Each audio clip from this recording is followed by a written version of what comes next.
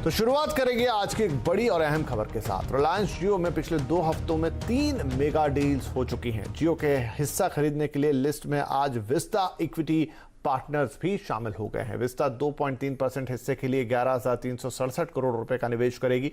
आपको बता दें कि ये डील फेसबुक के साथ हुई डील के प्रीमियम पर हुई है और इसी के साथ जियो का वैल्यूएशन 5 लाख करोड़ के करीब पहुंच गया है। इस खबर पर डील और इस खबर से रिलायंस इंडस्ट्रीज को किस तरह की मजबूती मिली है, ये पूरा अपडेट देने के लिए हमारे साथ जुड़ गए हैं हमारे सहयोगी यतिन मोहता। तो यतिन, जियो में निवेशकों की बढ़ती दिलचस्पी के साथ ही रिलायंस इंडस्ट्रीज के शेयर में भी मार्च से निचले स्तरों से जोरदार रिकवरी देखने को मिली है।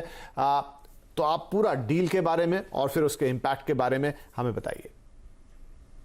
जैसे कि आप बता रहे हैं कि विस्टा पार्टनर्स ने स्टेक खरीदा है, लेकिन आप पिछले 1 महीने के समय गाले में अगर आप रिलायंस जियो यानी कि जियो प्लेटफॉर्म्स की बात करें तो कुल मिला के 13.4% का स्टेक सेल हुआ है और करीब 60,600 करोड़ रुपए इस लॉकडाउन के समय में, इस कोरोना वायरस के समय में कंपनी ने जुटाए हैं। और जैसे कि आप सुबह अपनी कमेंट्री में बता रहे थे और बहुत ही वैलिड पॉइंट है कि जियो एक टेक प्लेटफॉर्म की तरीके से लोग देख रहे हैं। अगर आप प्राइवेट इक्विटी इन्वेस्टर्स का नेचर देखें, खास करके सिल्वर लेक्स का और विस्टा इक्विटी पार्टनर्स का, तो ये विश्व के सबसे बड़े टेक इन्वेस्टर्स हैं।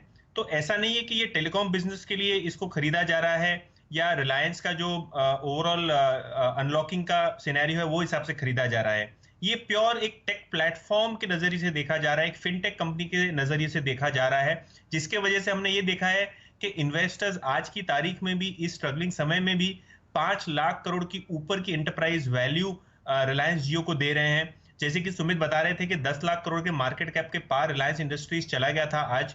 तो मेरे हिसाब से जो 50-55% की जो वैल्यूएशन है रिलायंस इंडस्ट्रीज की, वो आज की तारीख में जियो प्लेटफॉर्म्स की तरफ से आ रही है।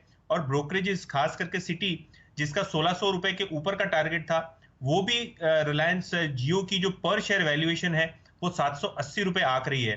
तो क्लियरली आज की डेट में जो स्ट्रगलिंग समय है वहां एक जबरदस्त निवेश आ रहा है जियो प्लेटफॉर्म्स पे, और इससे ना ही जियो की बैलेंस शीट मजबूत हो रही है, लेकिन पेरेंट रिलायंस इंडस्ट्रीज की भी बैलेंस शीट मजबूत हो रही है। और जो मैनेजमेंट के टारगेट्स हैं, जो गाइडेंस है, वो भी कहीं ना कहीं मीट हो रहे हैं। इन्होंने अपनी प्रेस रिलीज में भी कहा था कि बहुत सारे इन्वेस्टर्स लाइंड अप हैं फेसबुक की डील के बाद, और कहीं ना कहीं हमने देखा है कि हर वीक कोई ना कोई इन्वेस्टर आके हजारों करोड़ रुपए का निवेश कर रहा है जियो प्लेटफॉर्म्स में।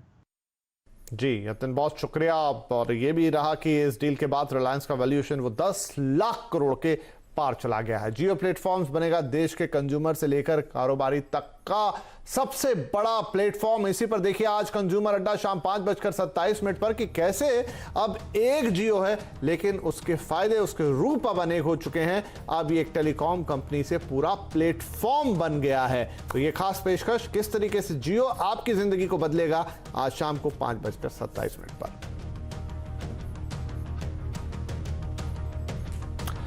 चलिए बात कर लेते हैं बाजार की, जहां बाजार की तेजी में भी आज रिलायंस इंडस्ट्रीज को और सबसे ज्यादा योगदान उसका रहा। हालांकि निफ्टी दिन की ऊंचाई से फिसल कर बंद हुआ है। इंडेक्स आधे % की मजबूती के साथ 9,250 के पार बंद हुआ। वहीं निफ्टी बैंक ने आखिरी घंटे में सारी बढ़त गंवा दी, 130 अंक नीचे जाकर यह बंद हुआ।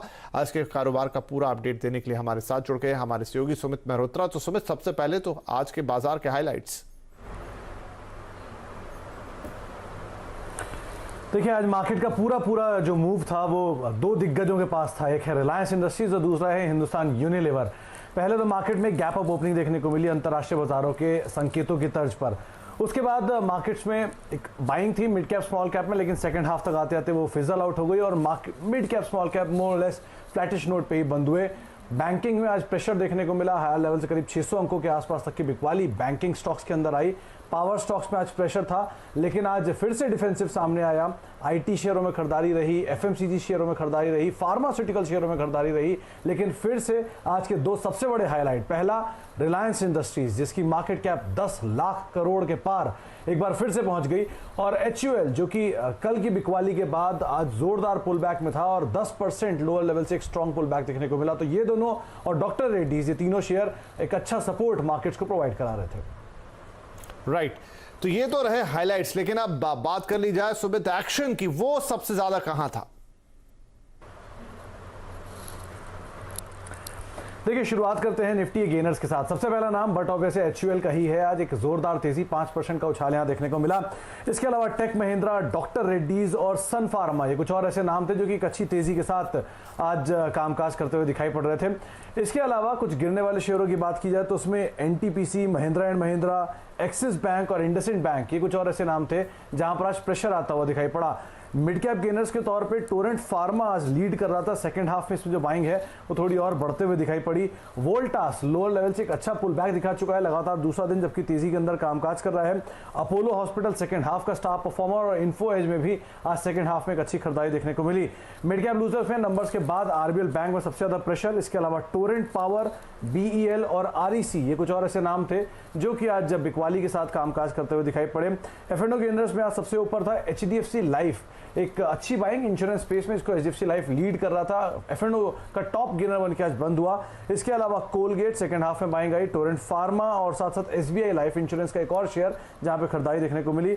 इसके अलावा F&O लूजर्स में सबसे पहला नाम रहा RBL बैंक का, बंधन बैंक, REC और BEL, ये कुछ और ऐसे नाम थे जहां पर आज थोड़ा सा प्रेशर आता हुआ दिखाई पड़ा। आज बैंकिंग के लिए दिन सही नहीं था, जिसमें RBL नंबर्स के बाद बंधन और एक्सिस और बैंक ऑफ बड़ौदा, कुछ और ऐसे नाम जो कि बिकवाली के साथ बंद हुए। In fact bank of Baroda multi लोज के आसपास बंद होता हुआ दिखाई पड़ा। साथ ही साथ पावर लूजर्स में Torrent power, NTPC, CESC, Tata power, सभी थर्मल पावर कंपनीज जो थी वहां पर मेजरली बिकवाली आते हुए दिखाई पड़ी।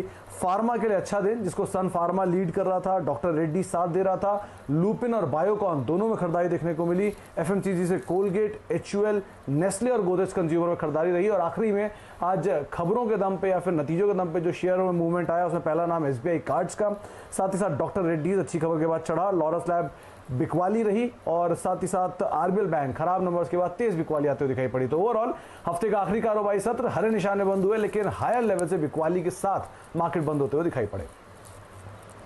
सुमित, बहुत शुक्रिया इस मार्केट अपडेट के लिए। तो ये हफ्ते का आखिरी दिन था और ये आज के मार्केट का एक्शन हमें बता रहे थे। सुमित, बहुत शुक्रिया इसके लिए।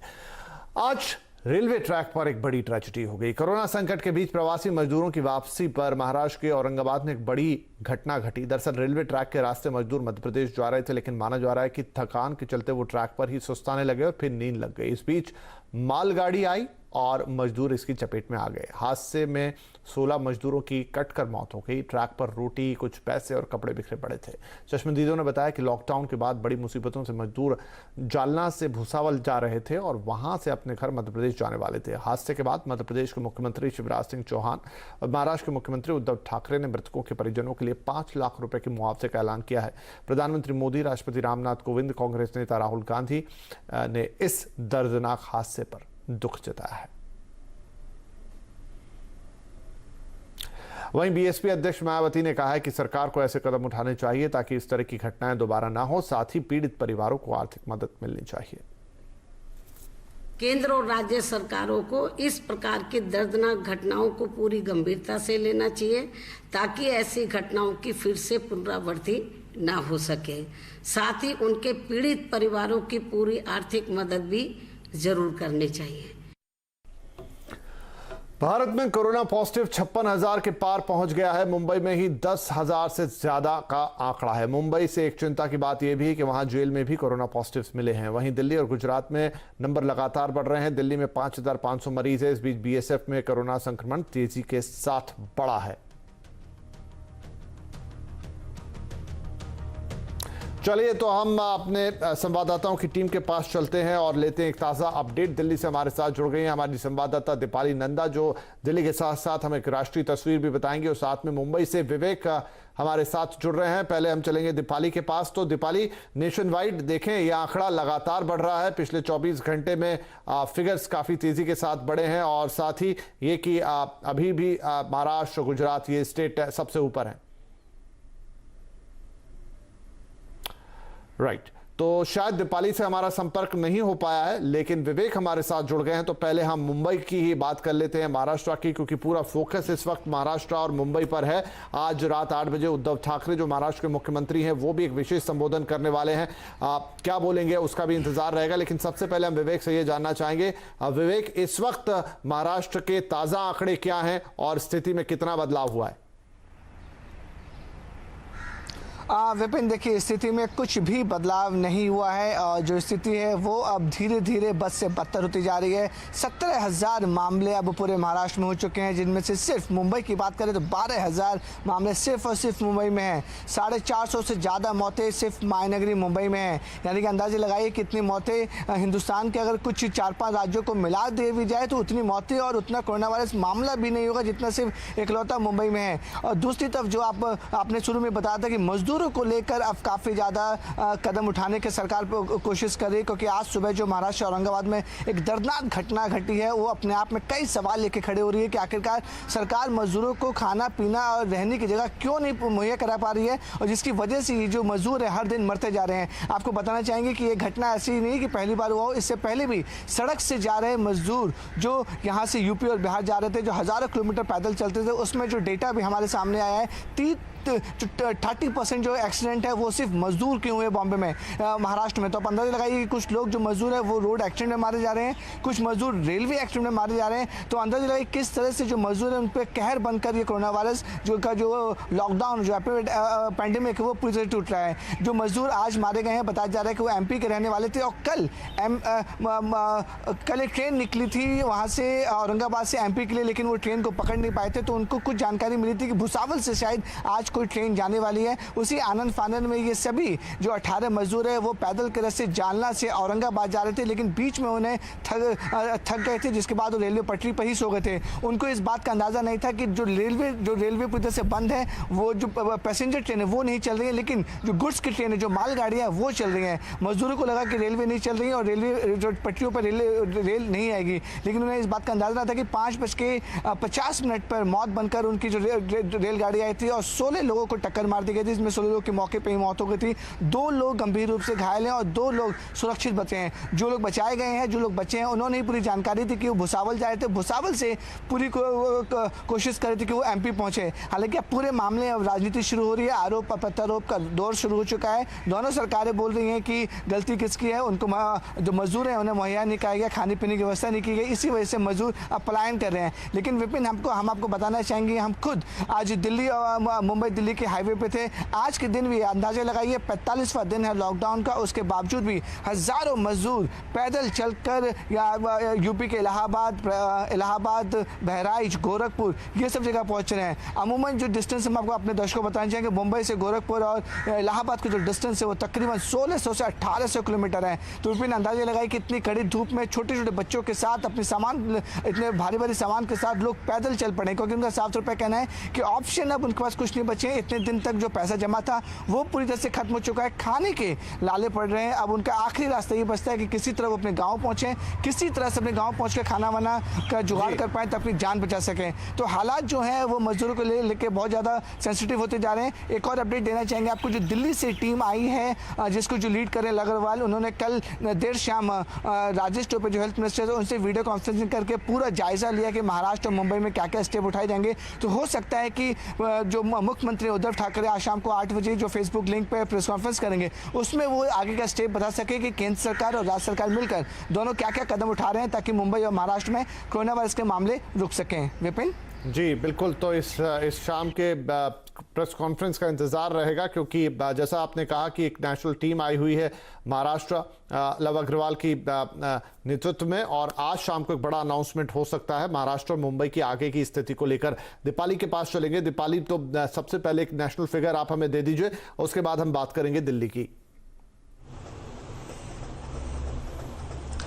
देखिए विपिन जी, अगर पिछले 24 घंटे की बात की जाए तो 3,390 नए केसेस सामने आए हैं और 103 लोगों की मौत पिछले 24 घंटे में हुई है। पिछले कुछ दिनों से हम देख रहे हैं लगातार हर दिन इसी तरह के नंबर सामने आ रहे हैं। अगर कुल मामलों की बात की जाए तो 56,000 से पार ये आंकड़ा चला गया है। हालांकि 1886 लोग हैं जो रिकवर भी हुए हैं कोरोना से।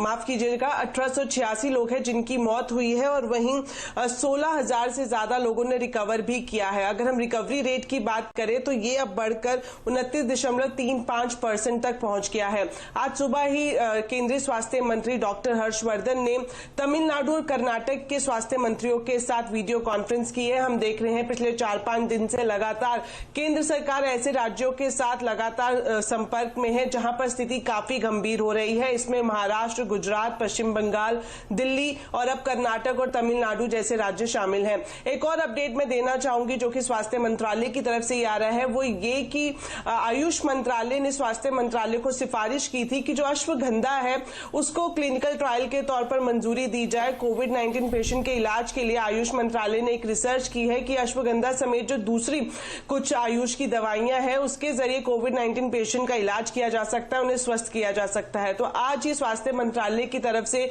अश्वगंधा समेत दूसरी आयुष दवाइयों के क्लिनिकल ट्रायल को स्वास्थ्य मंत्रालय की तरफ से मंजूरी दी जा चुकी है।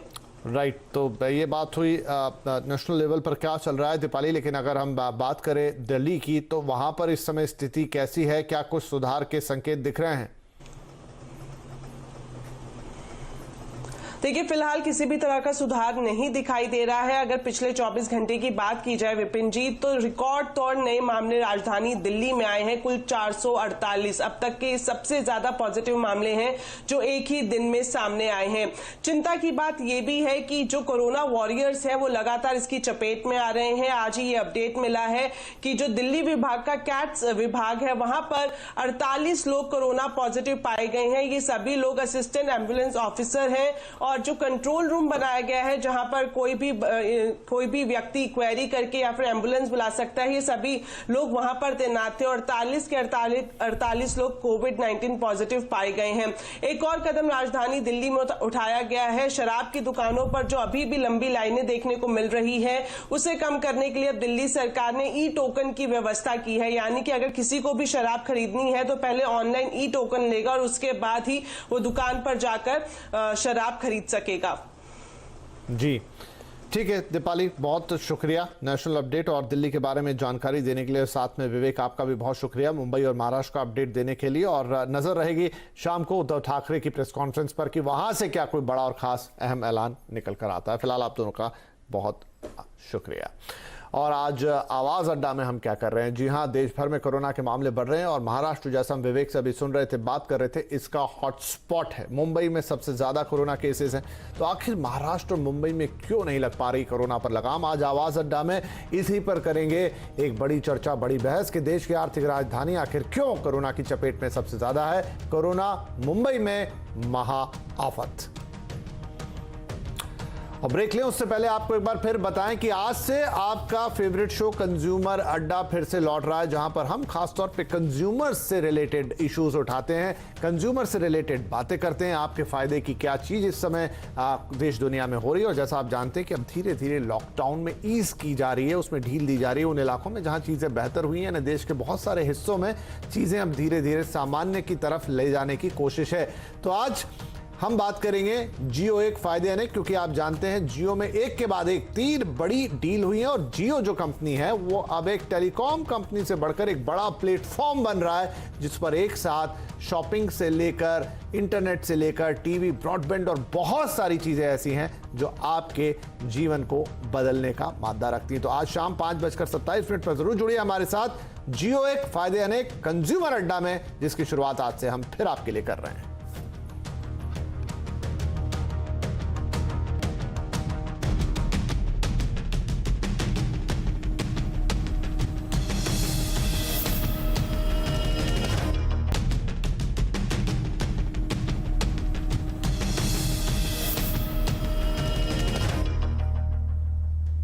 कोरोना लॉकडाउन से हो रही परेशानी के बीच आज कांग्रेस नेता राहुल गांधी ने प्रेस कॉन्फ्रेंस की। इसमें उन्होंने इकोनॉमी को फिर से शुरू करने, कोरोना के खिलाफ जंग को धार देने और मजदूरों के खाते में सीधे पैसे ट्रांसफर किए जाने को लेकर अपने विचार रखे। उन्होंने ये भी कहा कि कोरोना के खिलाफ लड़ाई लंबी है और एहतियात बरतना जरूरी है, लेकिन डर के माहौल से भी निकलना जरूरी है। उन्होंने सावधानी और समझदारी के साथ लॉकडाउन खोलने की सलाह दी।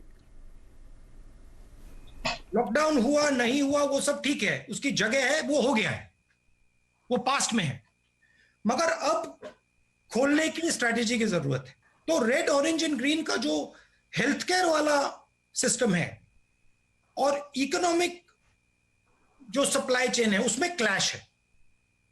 तो उनका कहना है कि ये दोनों चीजों को रिजॉल्व करने की जरूरत है। पैसे की जरूरत आज है, माइग्रेंट्स को पैसा आज देना है, सपोर्ट आज देना है, गरीब लोगों को आज पैसा देना है, और जो स्मॉल एंड मीडियम इंडस्ट्रीज हैं उनको आज मदद करनी है, कल नहीं, परसों नहीं, आज। क्योंकि अगर हमने आज नहीं मदद की तो जो जॉब लॉसेस हो रही हैं वो सुनामी बन जाएंगी। विदेशों में फंसे भारतीयों की वतन वापसी जारी है। आज सिंगापुर में सिंगापुर, यूएई, ढाका से करीब 764 भारतीयों को यहां लाया गया। पहली फ्लाइट कल सिंगापुर से आई थी। इसके अलावा 364 पैसेंजर्स को यूएई से भारत लाया गया है। वहीं समुद्र सेतु ऑपरेशन के तहत मालदीव से पानी के जहाज के जरिए बड़ी तादाद में फंसे भारतीयों को लाया जा रहा है। इस खबर पर डिटेल देने के लिए हमारे साथ है हमारे संवाददाता रोहन सिंह। तो रोहन, हवा के जरिए, हवाई मार्ग से, पानी के जरिए, जल मार्ग से, दोनों मिशन अपने काम में कल से ही लग गए थे। आज अभी तक अगर हम पूछें, लगभग उस बात को 24 घंटे हो गए जब पहली फ्लाइट ने टेक ऑफ किया था। क्या अपडेट है, कितने लोग वापस आ चुके हैं? जी, आज दूसरा दिन है और दुनिया भर में फंसे भारतीयों को वापस लाए जाने का सिलसिला जारी है। आज 12 बजे दोपहर के लगभग एक फ्लाइट सिंगापुर से दिल्ली लैंड करती है। उसमें 234 भारतीय हैं, जिनमें की जो कि बहुत समय से सिंगापुर में फंसे हुए थे, जो आना चाहते थे, जिनके पास कोई चारा नहीं था, उन्हें लाया गया है। इसके 1.5 घंटे के बाद ढाका से श्रीनगर की एक फ्लाइट लैंड करती है और उसमें 165 भारतीय छात्र हैं, मेडिकल और बाकी स्ट्रीम्स के छात्र हैं, जो बांग्लादेश में पढ़ाई करते थे। ईद से पहले आना चाहते थे, कोई रास्ता नहीं था, लेकिन इस रेस्क्यू फ्लाइट के जरिए अब भारत आ चुके हैं। इस फ्लाइट को पहले दिल्ली लैंड करना था, लेकिन चूंकि श्रीनगर एयरपोर्ट पे व्यवस्था हो चुकी थी तो उसे थोड़ा प्रीपोन करना पड़ा। इसके बाद रियाद से कोझिकोड की फ्लाइट है, वो टेक ऑफ कर चुकी है। वो भारत लगभग 8:30 बजे रात के लगभग पहुंचेगी। एक और फ्लाइट बहरीन से आ रही है, कोच्चि, वो रात को 11:30 बजे लैंड करेगी। उसमें लगभग 177 भारतीय हैं। और इसके बाद एक और फ्लाइट है, वो दुबई से चेन्नई आ रही है। इसमें भी 177 छात्र हैं और ये रात को 8:30 बजे के लगभग लैंड करने जा रही है। तो ये सारे जो है, आज अगर सारे संख्या मिला दी जाए तो लगभग 1200-1500 आज और कल मिला के हम कह सकते हैं कि लोगों को लाया जा चुका है। और इसके बाद जो सेतु समुद्रम प्रोजेक्ट है, जो मालदीव से लोग लाए जा रहे हैं, तो उसकी प्रक्रिया शुरू हो गई है। उसमें थोड़ा वक्त लगेगा, लेकिन वहां भी पहले फेज में लगभग 700 लोगों को वापस लाए जाने की योजना है। जी, बहुत शुक्रिया इस अपडेट के लिए रोहन। तो ये रेस्क्यू मिशन, बाहर से जो लोग हैं, भारत विदेशों में जो फंसे हुए लोग हैं, उनको भारत वापस लाने की कवायद शुरू है। और पिछले 24 घंटे में कितने लोग वापस आए, रोहन ने हमें अपडेट दिया। और आपको फिर एक बार याद दिला दें कि आज से आपका फेवरेट शो कंज्यूमर अड्डा वापस लौट रहा है CNBC आवाज़ पर, क्योंकि अब धीरे धीरे लॉकडाउन में जब ढील दी जा रही है, हमने फिर से ये डिसाइड किया है कि अब चीज़ें थोड़ी थोड़ी वापस खुलेंगी, अर्थव्यवस्था वापस चलेगी, तो कंज्यूमर उसमें फिर एक बार सबसे ऊपर आता है। और आज के शो की शुरुआत हो रही है जियो से, क्योंकि जियो में हुई है एक बहुत बड़ी डील और पिछले करीब एक हफ्ते में 3 बड़ी डील। और जियो को हम देख रहे हैं कि अब एक ये टेलीकॉम कंपनी से एक बड़ा प्लेटफॉर्म बनता जा रहा है, जहां पर आपको जीवन जरूरी तमाम चीजें एक साथ मिल रही हैं, जिसमें आपकी डिजिटल लाइफ हो गई, इंटरनेट हो गया, टीवी हो गया, गाने हो गए, जियो मार्ट से शॉपिंग की बात हो गई, तमाम वो चीजें। तो आज जियो एक फायदे अनेक, कैसे ये कंपनी एक बड़े प्लेटफॉर्म के तौर पर उभरी है और आपके जीवन में एक इंपॉर्टेंट रोल प्ले करने जा रही है। तो आज शाम से कंज्यूमर अड्डा एक बार फिर आपके साथ हाजिर होगा, लेकिन आज का वक्त है 5:27 पर। तो जरूर जुड़िए हमारे साथ। जियो एक फायदे अनेक।